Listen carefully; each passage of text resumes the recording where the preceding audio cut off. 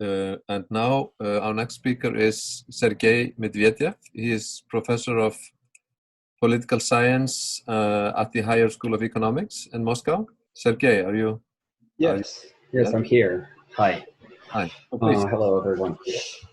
So, yeah, we're just on time and happy to be here in this virtual meeting.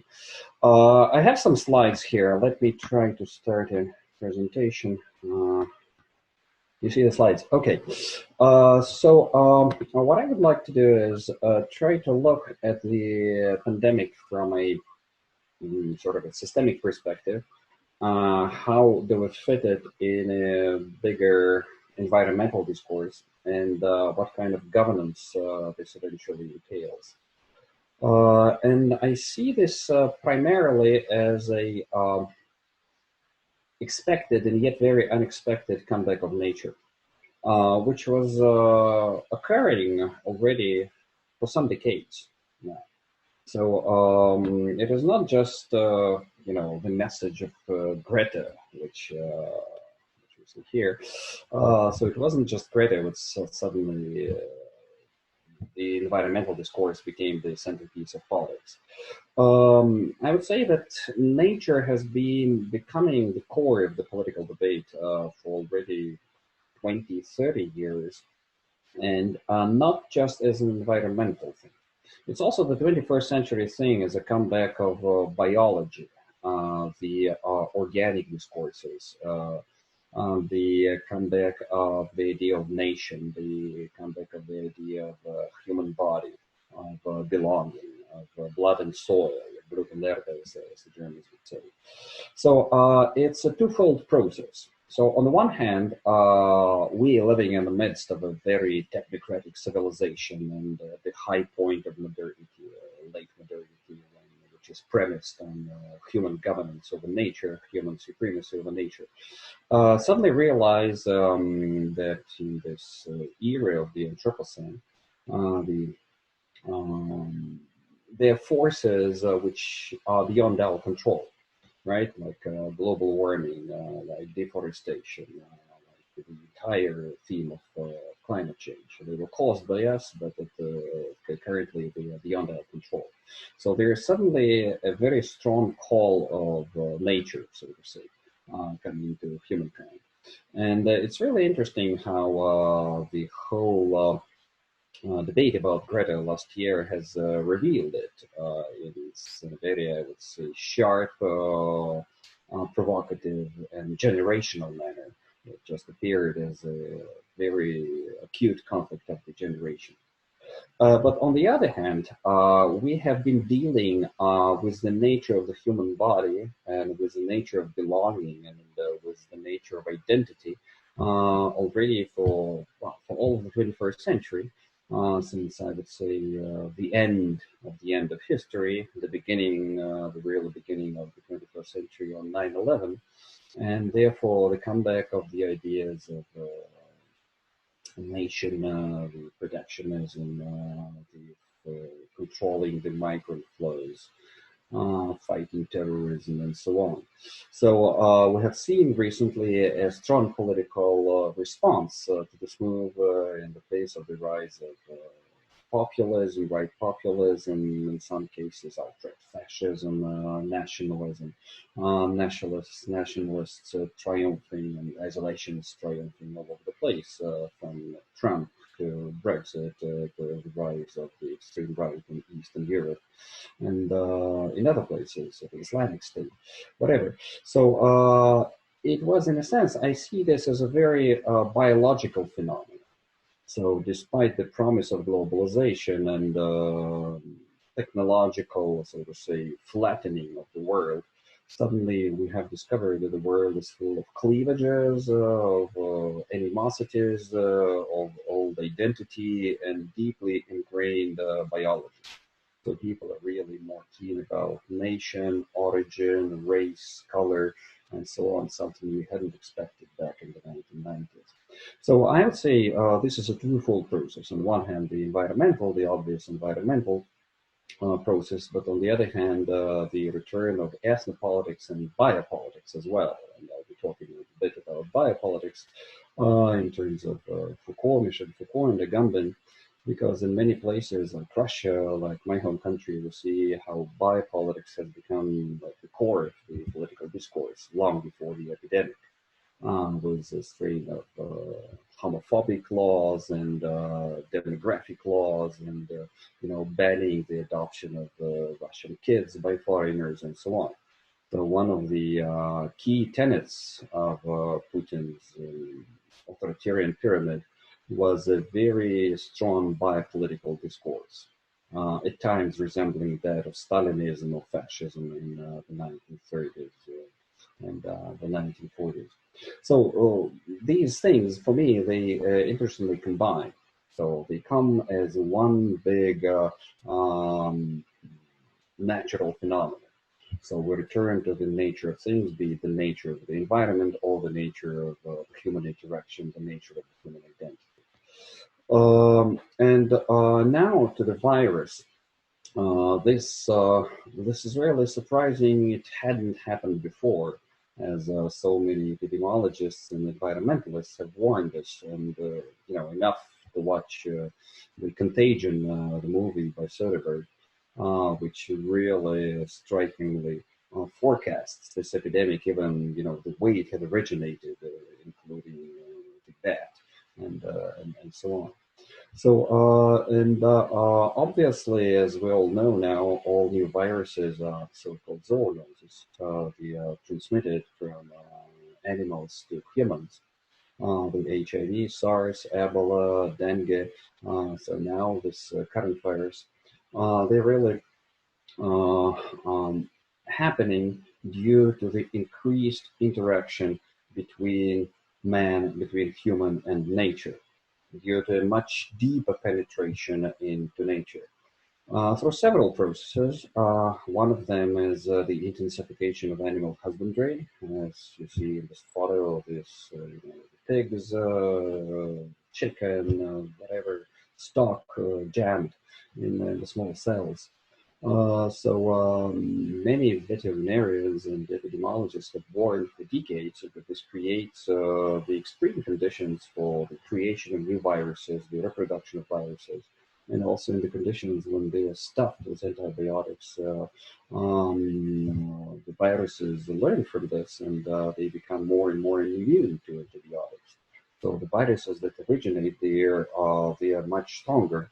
They are immune to all the antibiotics we're using on, that we get now to use stronger and stronger amounts of antibiotics. Like when penicillin was invented in World War II, we needed 7 units. Now we need 7 million units of penicillin. And viruses always 1-2 steps ahead of us in the contagion, through this contagion. So on the one hand, this is animal husbandry.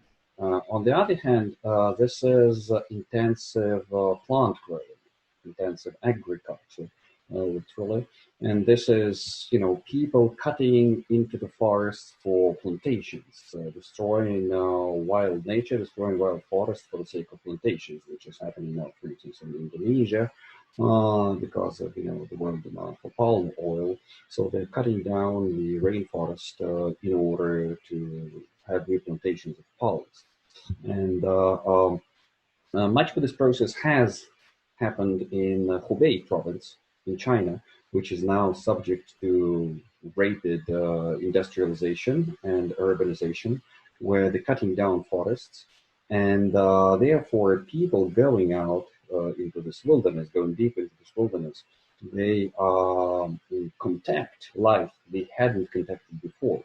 So it's not just about that, bats were taken out for consumption and sold at wet markets. Well, okay, Chinese have been eating bats for hundreds of years, if not thousands of years.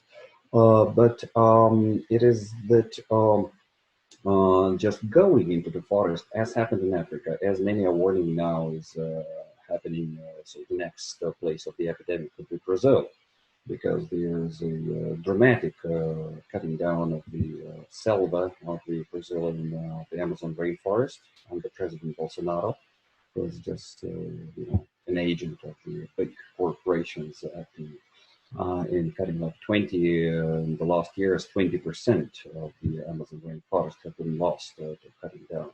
So man is going deeper into the rainforest and into the natural life cycle of the indigenous tribes living there. And therefore, due to this contact, the new viruses, they jump onto people and they start to be transmitted in the human population. So generally speaking, we should be considering the broken interface, the relationship between man and nature. And the present virus, the COVID-19 virus, is really a strong message from nature, which was awaited. There were earlier messages with other viruses, but this is yet another one, and maybe strongest of all in our memory. Next, in this comeback of biology is the biopolitics of the pandemic, biopolitics of COVID, and really would love to have Foucault here if he were alive at this point to try to analyze what's happening. Because this is precisely the biopolitics he was talking about in his late lectures at Collège de France, which is as he said, the essence of biopolitics was from administering death to administering life. So before the state was enforcing people to die or to suffer, and now the state is enforcing people to live by means of the quarantine. So in a sense, quarantine now becomes a synonym for sovereignty. You are sovereign to the point that you can impose a quarantine. And another key analyst of biopolitics, the key philosopher in the biopolitics domain, George Agamben, really also comes to mind here was his concept of bare life, which for him is indeed the centerpiece of the political order. For Agamben, bare life was the extreme metaphor of bare life under the concept of modernity and of the modern political order was the concentration camp, when people were reduced to their biological existence. Right? He distinguishes between, like after Aristotle, he distinguishes between zoe and bios. Zoe being like the unconscious life, and bios being the conscious life of the citizen of the Athenian polis. So this is the reduction from bios to zoe, their life. And actually, much of this is happening due to the pandemic, and there we have revealed the mechanisms of political order. Bruno Latour has been writing on this quite interestingly recently. His column in Le Monde about a couple of weeks ago, he was writing about the medicalization of politics, and he was observing, talking about statistics. Really now, this essence of politics is indeed statistics. It's also we can talk a little bit about the role of expert, about the expertocracy, the geopolitical agency, which is accorded to experts and to statisticians. But interestingly, anyway, I think it is worth noting here that the core of biopolitics, of biopower these days, is statistics, and the core of state sovereignty is quarantine. So this is the ability of each state to impose its state of exception in the form of a quarantine and a lockdown imposed on societies and on the economies. So this is yet another sign of biologization, or so to say, naturalization of the political order, because now limits of sovereignty, of national security, and indeed the political discourse have moved inside the body of the individual. Thirdly, so I have, so to say, 3 points here. One is ecopolitics, another is biopolitics, and third is Tanatopolitics, which both Foucault and Agamben have explored the politics of death, which has also happened quite vividly in the past couple of months. The death has taken a central place in our political discourse, where it hadn't been present for decades, indeed centuries. Because if we think of the late modern politics, they have been based on the minimization of death. right? Death was expelled from our daily proceeds. It was delegated somewhere to hospices, not delegated, but relegated somewhere to hospices to hospitals. Because if we look at early historical eras, um, like for instance in this famous book of Aries about death, the role of death in European civilization.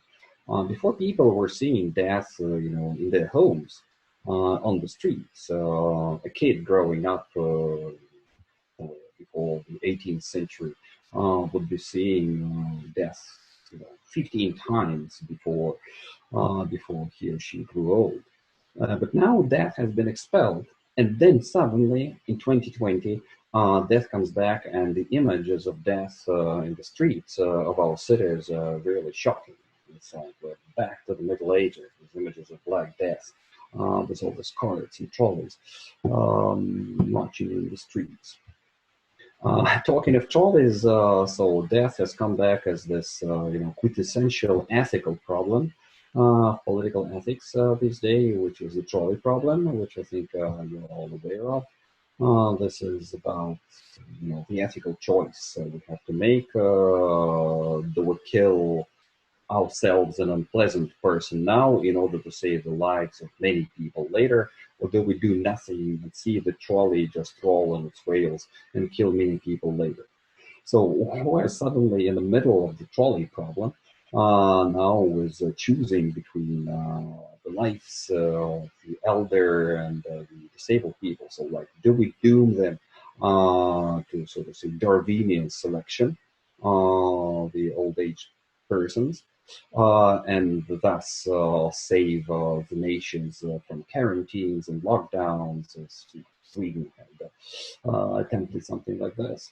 Or do we value the life of each individual the highest? We impose the quarantines to save the weakest people right now, to not also overburden the systems of the medical systems in our nations, but then we risk the lives of other people who might suffer later due to the fallout of the quarantine and lockdown and unemployment and global recession and so on. So this is the trolley problem in its purest, and obviously the utilitarian solutions to this. There are deontological solutions to this. We choose between Bentham and Kant. But anyway, this is the comeback of nature as it is. Another interesting part of the debate is all this discussions about herd immunity.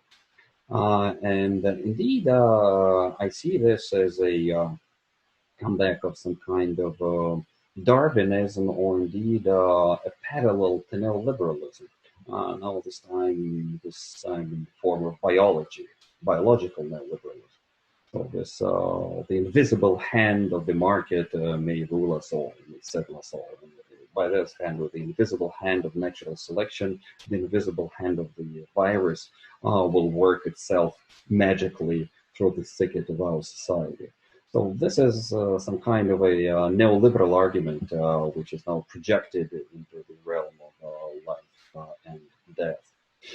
And yet, I think through all these discussions about life and death, we have, in most nations, in most of the world, we have the overwhelming imperative of solidarity and humanitarianism. So probably for the first time in such a major global conundrum, humankind, let's say most Western societies have chosen human life over, so to say, collective goals, collective survival. Well, not only Western, but we're looking at China or South Korea, Taiwan, Vietnam. So this very idea of putting the economy, putting society, life in a coma in order for saving human lives now, I think it's a very strong message about the emerging humanitarian civilization for which life appears to be the highest value, and which can also calculate the price of life. There are some interesting calculations from American economists, which I have read, that the life of an average American is valued at $14 million. This is roughly based on the insurance estimates, life insurances. So that's how much you pay if someone dies in an accident and so on. So, and this was multiplied by the maximum possible number of fatalities if the virus were left unimpeded in the United States, which there were forecasts of 7 million deaths. So you multiply 7 million by 14 million, you get 66 billion, if I'm correct. And this is the triple American GDP. So you really can sort of weight on the scales the value of life, the price of life of the individuals, if we could say sort of guaranteed, and the possible losses for the economy and the global recession. And it really has life and death in its core. And then once again, we're suddenly talking nature. We're suddenly talking biology.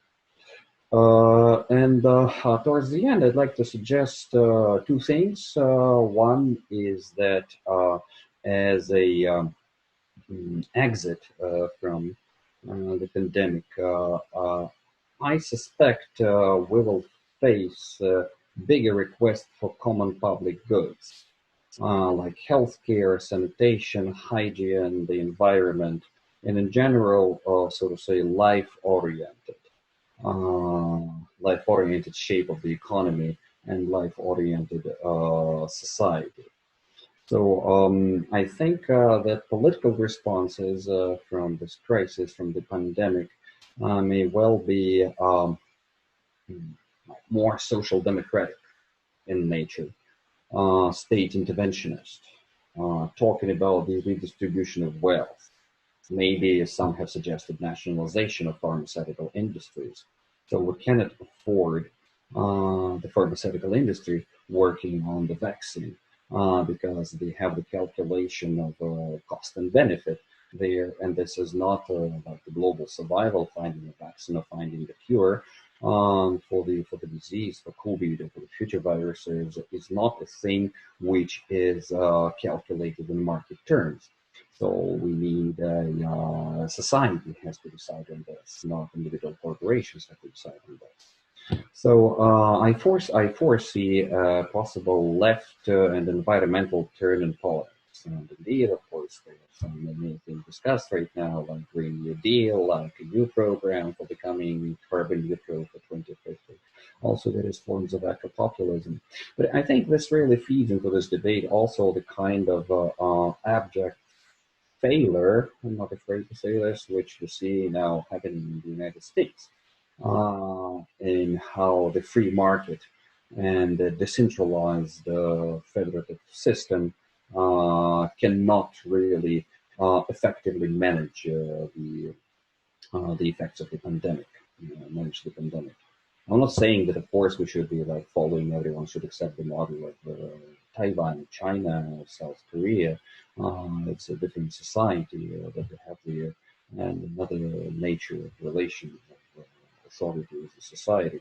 But in a sense, the failure which we see now with the United States is just a mind-boggling number of fatalities and still, further. Epidemics still going on, still raging. So I think this calls for some political responses. And my final slide here, my final suggestion is what I call the possible green exit from the corona crisis. I'm not saying this is not a foregone conclusion. This is an opportunity. In general, I see the COVID as a big opportunity for human economy. Right? It's very often cited Chinese adage, this hieroglyph for crisis. One says trouble, another says chance, and another says opportunity. So I would like to talk about the opportunity here. And of course, this is a point to start thinking about other criteria of measuring human life and performance, getting away. Because the crisis, what it really does, it cuts away much of this symbolic economy, consumption economy, all this, the layer of fat in the global civilization. And it really makes us probably to start rethinking, do we really need growth? What sort of growth do we need? Shall we be, so to say, religious about GDP figures, or rather think about the infant quality of life, like referring to over growth, and so on. Secondly, we also see it just so happens, well, really it was the Chinese, the lockdown in China was at its origin, but also the recent developments in the oil markets and Russia's fat oil policy withdrawing from OPEC Plus. We see a dramatic drop in the oil price. And actually, some say this may lead not lead, but actually speed up the damage of fossil fuels. So, I mean, anyway, this is going to take place during this century. The question is when the energy revolution has already started. Like already in this crisis, coal has been killed, and really also the renewables and Europe have shown strong growth because in the conditions of small demand, the way that European energy grids are built, that first of all, the energy from the renewable sources is consumed. And at this point, at the cost of other sources of fuel. So this may really be the chance for the damage of the fossil fuel. And philosophically, I also think this is a point of rethinking our relations with nature and this broken interface. At least that we don't see this as a war on virus. I would rather say we're facing a protracted period of cohabitation with the virus and seeing virus as an inevitable form of life. And then indeed it's a symbiote of a human because it plays a role in the human population. It also carries some genetic info on humans as any other virus. So this is, I think, also a philosophical dilemma, philosophical challenge for all of us. Asking the question, to whom does the Earth belong? Does it belong to humans or does it belong to viruses? As some extreme ecologists would suggest, who is the virus here? Is it the COVID or is it the human who had more spoiled the natural environment in the past centuries? And indeed, now, since this whole conference, this whole debate is about political agency, I think talking about political agency, I would turn to this famous the Gaia hypothesis by James Lovelock, which still kind of dates back to the 1970s. Also, Bruno Latour later on, his Politics of Nature, was writing on agency and subjectivity of Gaia, because Gaia is like an image of the Earth as a living organism in which human is in symbiosis with all other forms of life and has no supreme right on making decisions over other forms of life. So if we treat life as a single whole, as a Gaia, and indeed, I have some friends which were calling, okay, saying Greta is a message from Gaia. So she's like a girl which came in. But this metaphors aside, I think we really should be thinking about political agency of nature and this new discussions which are emerging in this post-COVID civilization. And once again, I would like to stress that I see this not as an apocalypse, but really a chance for humanity to rethink itself, rethink its origins and its relations with nature. That's it. Thank you. Thank you, Sergei. Thanks a lot. So I would like to ask Nanna Hlín to comment briefly on Sergei's talk. Hello. Yes, hi. Hi. Thank you so much. It's I think it's such an important approach right now, and just really important to think exactly about sort of the interrelationship between humans and nature. And then again, you always already, humans obviously always already, they are nature. to some extent. So it's such a difficult thing to talk about, and I thought it was very nicely presented. And well, but I'm gonna try to sort of just come up with one or two topics, or put forward one or two topics. First of all, what I started thinking about during your talk was sort of what I'm always thinking about is kind of, how do you see sort of environmental politics and humanitarian politics? How do they go together? I find this sometimes to be a difficult question, because often if you think about, for example, the refugee crisis, you start to ask about or claim like no borders, or that the refugees can come through borders. But then like something like globalization, and that this sort of global well, just people going all around the globe may not be the best thing for the earth, for the nature. And also, and this kind of perhaps relates to this idea of a new social contract, which I really like, because how you presented it, it was very, it's an optimistic approach, and I like that. You know, that's sort of, it's a way of imagining how we can go forward to a better global system, I guess. But then again, I guess the question of control comes up with the new social contract. How, to what extent do we just need more control? And to what extent are you thinking about this as more of a that we need to sort of trust people more to instead of controlling them, that it needs to be everyone's responsibility maybe to, you know, not destroy the earth. Do you see what I mean?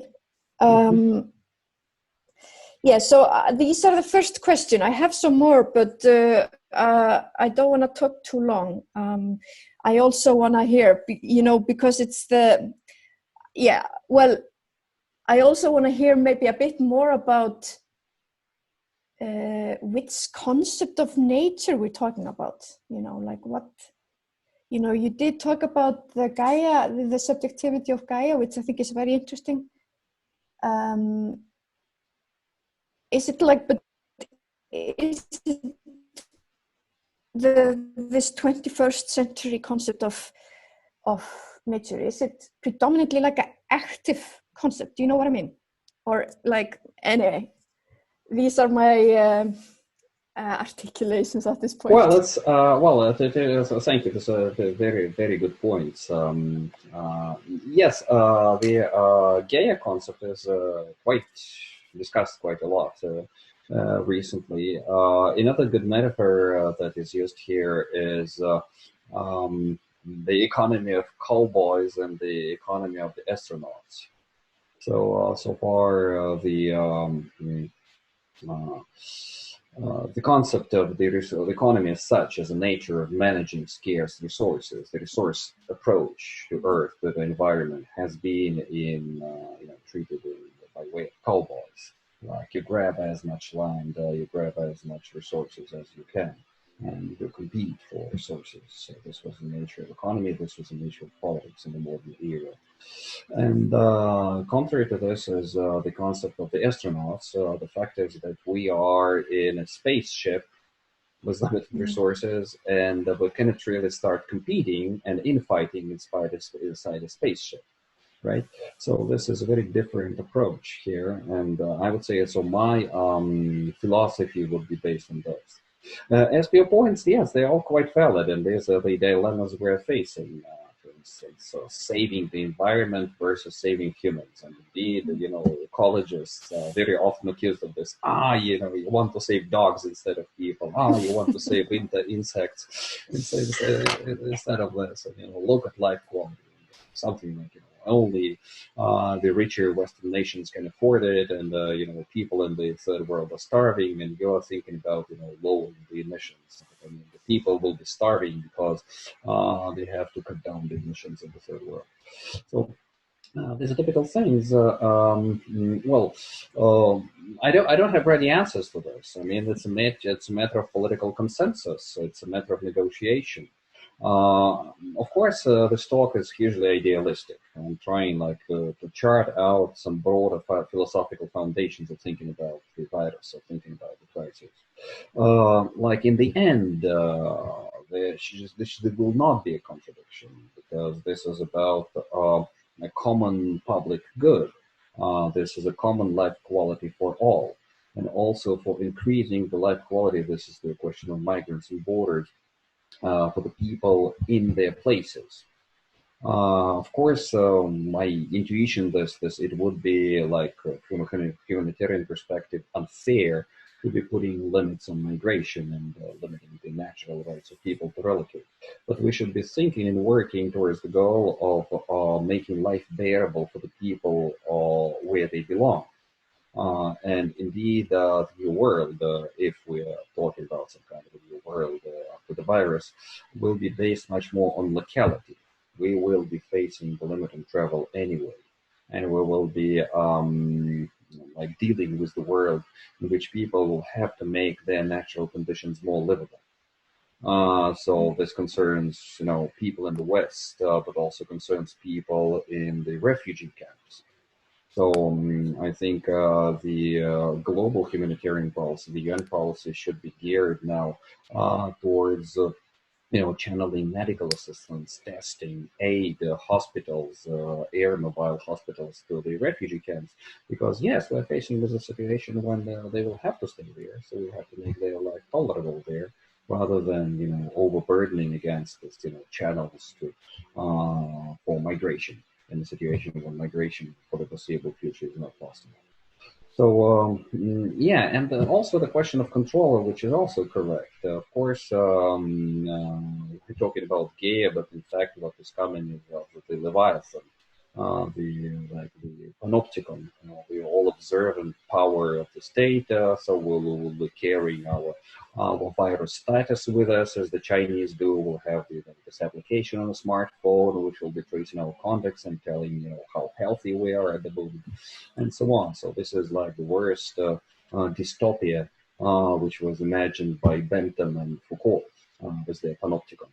But on the other hand, the question is of how you treat this biopower, how you treat this control. Yeah. It's about the political negotiation and political agency. If we manage to find a way to gear this control towards the well-being of the people. Once again, I'm just now thinking of the pending humanitarian crisis in the migrant camps, the Rohingya people, for instance, in Bangladesh, on the border with Myanmar. There's like 1 million people, migrant camps in East Africa, in Sudan, in Sahel. I mean, there are hundreds of thousands of people with probably 5 ventilators for all of them. They don't even know the humanitarian catastrophe which is really happening there and pending in the next weeks. So if the control is used to try to help these people, then I would say I'm for this control. I'm in favor of this control and of the observing power. Mm-hmm. Yeah. Just one, I think maybe one more question from me. Mm-hmm. Well, I've been thinking a lot about it because we are still maybe in the states of, if you could say, dramatic times where, like you were saying, with the life and death situations. But now what because you were talking about how are we going to live with the virus, and we're always maybe we are a virus, and we're always living with a lot of viruses, of course, but how are we going to live in this future, I guess? And coming from this perspective of chronic illnesses, I myself have a post-viral syndrome, chronic fatigue syndrome, which is very it's so mundane and boring, you know, that nobody really kind of does anything about it. And now we're really thinking about maybe the COVID is still in a dramatic state, if you know what I mean. But I think it's going to go into more mundane, boring states where life is very difficult. And that's exactly what it is to live with the virus, you know. Like now a lot of experts are saying that we may see that a lot of people that got COVID are going to develop this post-viral syndrome and be chronically ill for the rest of their lives. And I guess, I would want to see changes that we sort of get better at managing those more mundane sides of both everyday life and medical, and the medical within the medical institutions. Was this something that you were thinking about with living with the virus, or what? Yes. I don't know. Somehow I see the screen like the Moscow night site, the night view. Somebody started this screen. Okay. I don't know what's happening with the screen. Yes, I wasn't really. This wasn't really part of my presentation. Of course, it's the part of my daily thinking and the situation that me and my colleagues and friends are dealing with. So once again, I don't have a ready answer, and I think the earlier we get not comfortable, but we get used to the idea that the virus will be here forever, and we just have to accommodate and change ourselves and adapt accordingly, and also change our psychology and try to fill our lives with some essential things. Relationship with the people around you, your work, your family, your locality. Something like for me personally, this was a challenge of this was a big filter the last couple of months, trying to filter out the essential from the non-essential in my life. And I think I got through this, and I really stayed with some things which are really essential, and rather easy-heartedly I gave up on the non-essential part of life, which played such a big role in the recent years, but suddenly it all evaporated, and for what? So yeah, I think it's a matter of individual perspective on this, and the earlier we understand it, the better. Okay, so I think it would be great if we get just a few minutes break before Larry Lessig starts. He will start in 7 minutes, 6-7 minutes. So Sergei, thanks a lot for your thanks Jon. Thanks for the comments. Thank you. So so then I'll be back, I understand, for the comment session, which is at 16:45. Well, you can. That would be great. But we will probably start a little bit earlier, 16:30. But I'm here, so I'll be also listening to other presentations. So great. Yeah, thanks everyone. Celia and you, thank you very much too. So we'll make just a 2 minutes break, 5 minutes break, and then